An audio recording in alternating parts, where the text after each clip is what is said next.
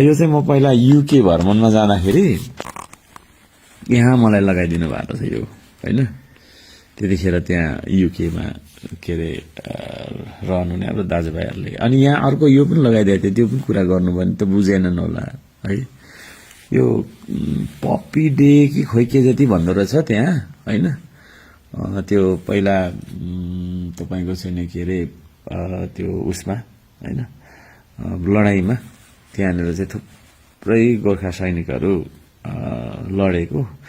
लडेर मरे, त्यहाँनिर वीरगति प्राप्त गरेपछि त्यो ठाउँमा चाहिँ पछि फर्केर जाँदाखेरि चाहिँ यस्तो फुलहरू पपी भन्ने होइन सानो फुलहरू फुलिरहेको छ।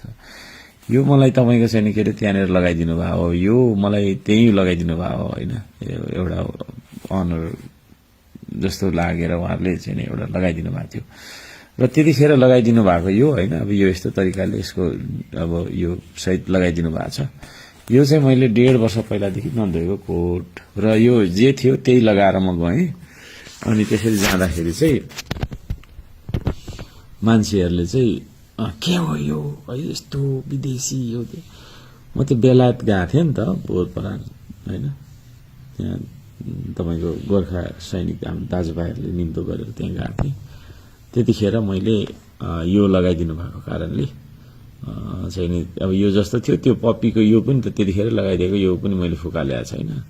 अब यो मलाई के झुन्डाइदिनुहुन्छ भने त्यो मलाई त्यति पनि हुँदैन होइन, म फुकाल्दिनँ पनि।